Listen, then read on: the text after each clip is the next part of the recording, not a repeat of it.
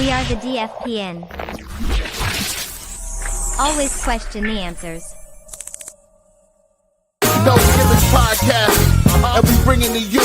Every time we turn live, man, you know it's the truth. Every after show, move it down. This the time we move around. No Gimmicks Podcast is going down.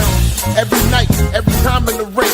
This is the time for the no gimmicks. No, we doing our thing. What's your state of mind? State of mind. Moving down a statement when we take the line. This is exactly wrestling the state design. When you see Stone Cold like me, with the stunner in the world, exactly, man, what we bring. Every night we move like Brock Lesnar, the F5, no gimmicks. We take you to your limit, what's the feeling? When we live in the air, you know we on, it's the time. Guarantee we move, you know how we respond. The state is mine, the state design when we feel it. Moving down, what's the healing? No gimmicks is the feeling. Yo, what is up, people? Welcome back to the No Gimmicks Podcast here on the DFPN, and night one is in the books. WrestleMania night one is in the books. I was in the building. I saw you guys in the group chatting. First of all, thank you guys for keeping the group alive, keeping it pumping, keeping your thoughts heard on the group page. Appreciate you guys so much. I'm going to give you my honest, fair opinion on the event, from being inside the building to seeing the spectacle that was WrestleMania 41 Night 1, and give you my thoughts. First off, right off the bat, is one of the questions I had coming here is, would WrestleMania feel like WrestleMania? Would it have the pageantry? Would it have, the surprises, the spectacle, the glamour? And production-wise, yes. That set, I don't know how that translated on television, but live, that set was amazing, man. They had so many moving parts to it. But other than that, it just felt like a bigger weekly show for me personally, up until the main event, because we had our main event, the beginning and the end. They started strong and they ended strong. We'll go over that in a minute.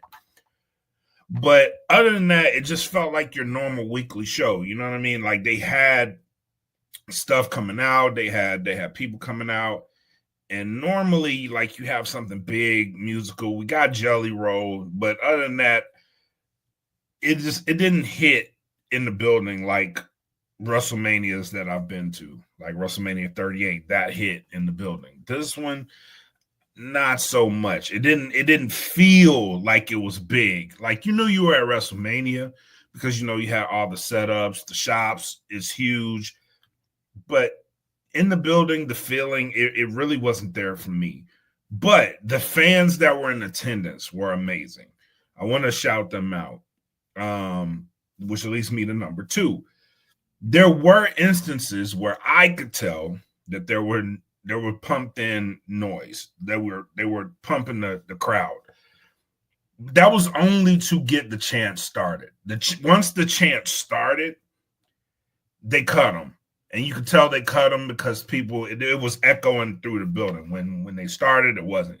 So you could tell that. But other than that, great event, great night one. I don't have too much negative to say about it. I really don't. I will give you my match of the night, and it's obviously the main event, how that ended.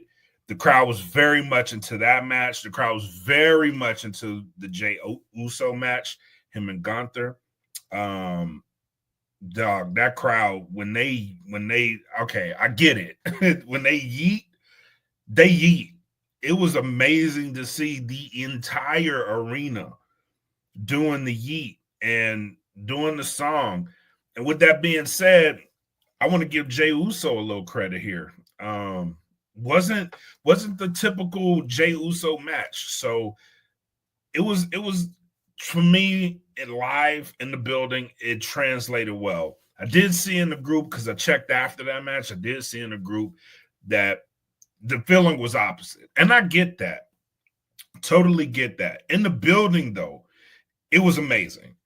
Like seeing it, I got goosebumps. I saw the people into it. The crowd was actually really into that match. So it meant something for me live to see it. But the question is, where do we go from here with Jey Uso? I didn't catch anything afterwards, so I'm going to go back. I'm going to look at the press conference.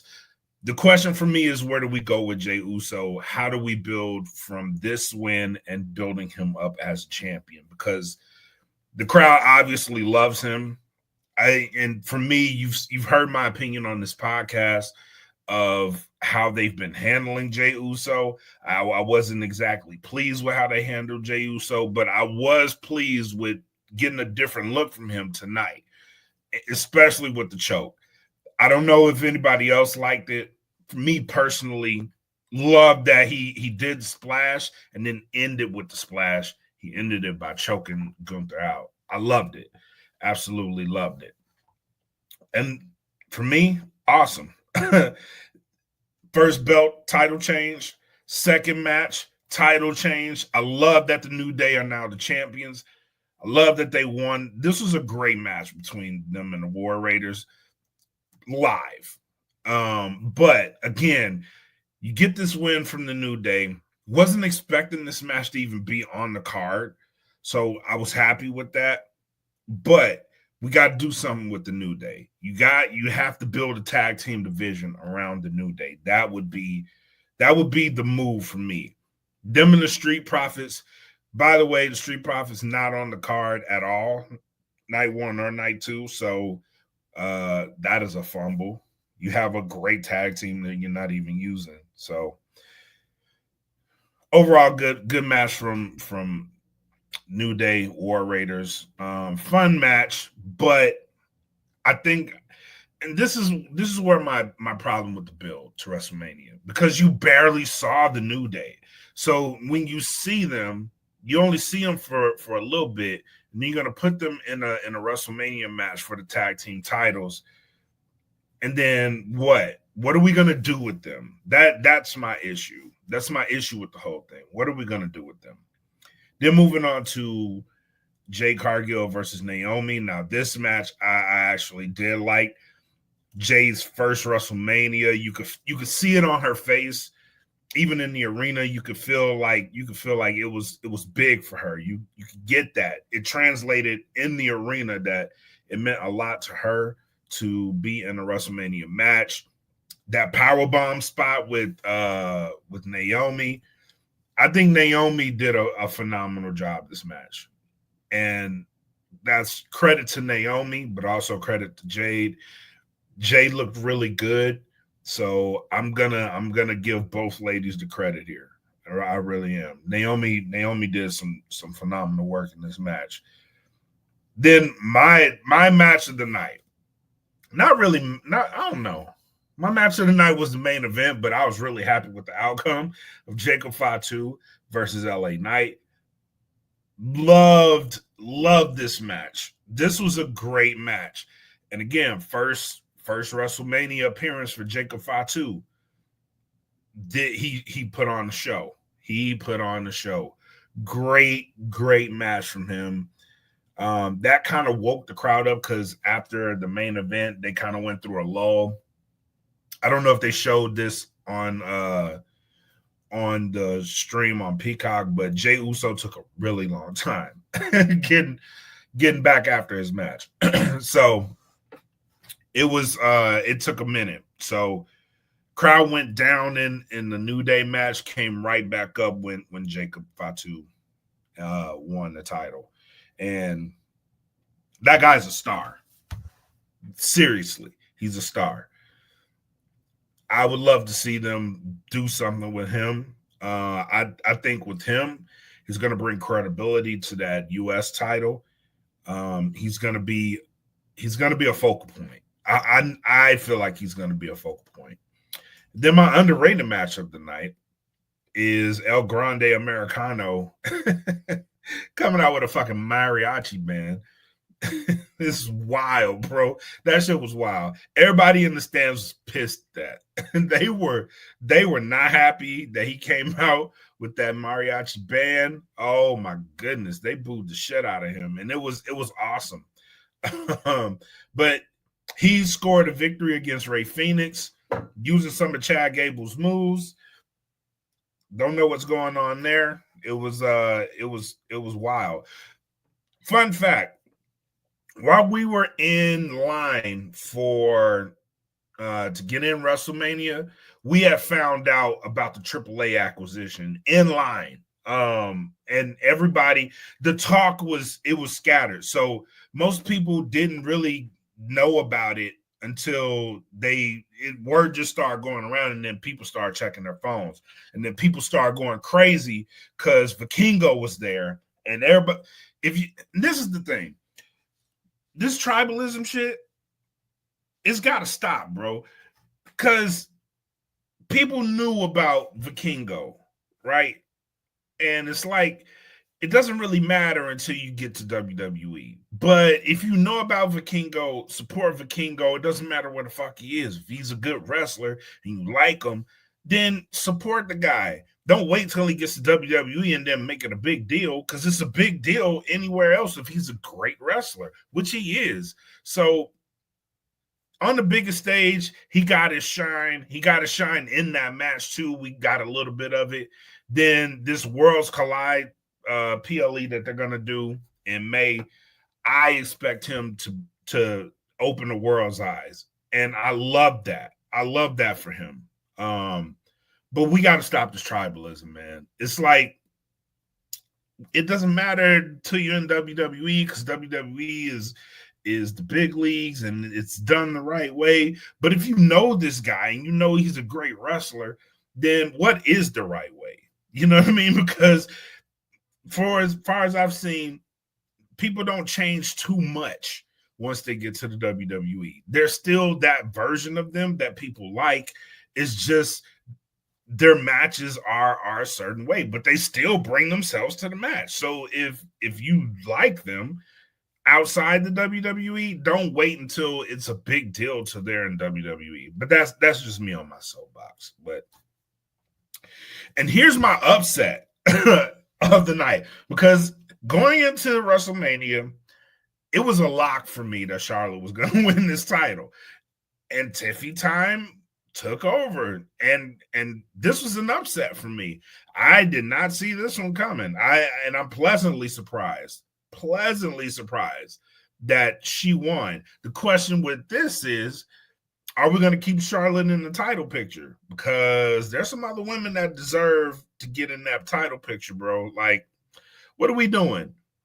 What are we doing? What are we really doing? Are we going to have a program between those two? Because I like that too. I like that idea. But again, a lot of question is, what is going to happen post WrestleMania with a bunch of people? I think we have questions that we need answers to, which not a bad thing. And then the main event, holy crap, what a movie. Great match, phenomenal match. What they did tonight, CM Punk, Seth Rollins, Roman Reigns, that story that they told tonight was absolutely amazing. Followed up with the puppet master himself pulling the strings and getting himself a brand new client. Paul Heyman and Seth Rollins are working together. Now, if you watch this podcast, if you listen to this podcast, we told you this months ago. we told you this was coming. So I'm not surprised, but there were a lot of people in the arena that were very much surprised that this happened. The reaction was crazy. And I was looking at people like, I don't know how you didn't see this coming. As a matter of fact, last week, I was like, it's so obvious that I'm like, it's not going to happen. But that's how obvious it was for me. I'm like, it's too obvious that they're going to do it. So when they finally pulled the trigger on it, I was like, yo, the way they did it was amazing. It was really amazing. Now, this, I'm excited to see what happens, because after that, once the camera stopped rolling on Peacock, Roman had this look on his face like it happened again. You know what I mean? Like you could tell he was thinking, this shit happened again. He did it again. He betrayed me again. And it's him trying to figure out, how can I work my way back from this situation? And CM Punk looking at him going through these emotions. Phenomenal work. Phenomenal work. Love it. But that is night one in a nutshell. Night two, I hope we get surprises night two, because that's what we were looking for in night one, is some surprises. And a lot of people in the crowd want surprises. And again, I'm just going by the room. You know what I mean? I know people outside of that may have different opinions. I'm just going off the room because I was in the room and I saw everything that happened. And I was purposely looking at the crowd for reaction, because me, myself, personally, I was like, this doesn't feel like a WrestleMania to me, but I want to see what the crowd's reacting to. So it was, for the most part, it was definitely positive. It was definitely a positive reaction to night one. A lot of people excited for night two because of night one. John Cena's a hot topic in Vegas after night one. People are decidedly, and that's another thing in the building. People booed Cody in the building. People are chanting for John Cena to win tomorrow, which is crazy to me. He's the heel. And people are like, fuck Cody. That's what they were saying in the building. Fuck Cody Rhodes. Which, hey, I have no words for that. So it's interesting to see what's going to happen tomorrow. But based on what happened with Charlotte and Tiffy, the crowd wasn't with Charlotte, and they did not pull the trigger on having her beat Tiffany. So you're starting to see this with Cody. Are they going to do the same thing with Cody tomorrow? If you're a Cody Rhodes fan, I'd be very much worried after tonight. I really would. But that's tonight. Tomorrow's a new day, a new night for WrestleMania. I won't be in the building. I will be at a watch party. But you'll get the same report. I'll let you know what people in Vegas are actually saying about it, how they're reacting to it, and we'll go from there. But until then, you guys be safe, take care of each other, enjoy what you want to enjoy. Peace. And I know it's all business, all business, all business. We give them no gimmick. Yeah. And I know it's all business, all business, all business. We give them no gimmick. Yeah. And I know it's all business, all business, all business. We give them no gimmicks.